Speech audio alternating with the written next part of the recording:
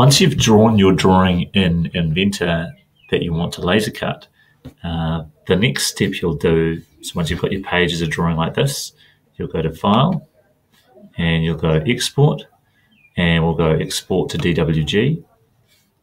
From here, you want to make sure that you pick the AutoCAD DWG files, pick Options, and just make sure that you have the year 2000, AutoCAD 2000 selected. And I like the customize DWG DXF, and go to Finish.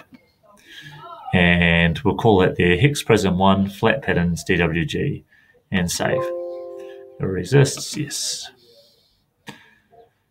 Okay, once you've made that, then you go to Illustrator, and you go File, Open, and put in Hex Patterns 1 DWG.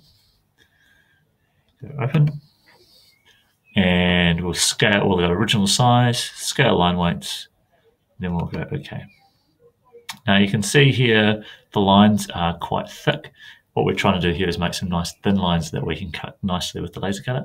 So if I go Control A, so I've selected all my lines, I'll change the stroke down to 0.025 millimeters, type that all in, hit enter, and now you see I've got nice thin lines.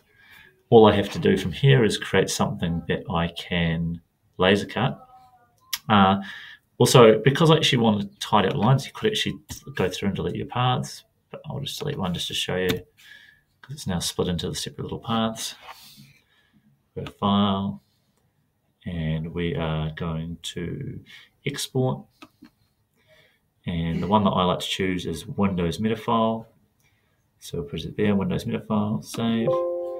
Yes, replace that there. Then we'll go into LaserDRW, and this is where we'll get our settings ready to laser cut. If you just use the default settings, sometimes it will do 2 passes of the line because it sees those lines as a solid shape. So it ends up cutting both sides of the line. Yeah, hopefully LaserDRW will open up quite quickly.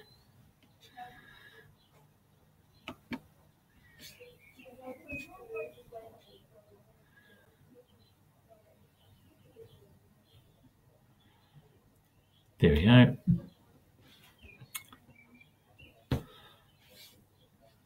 So we'll go File, Open.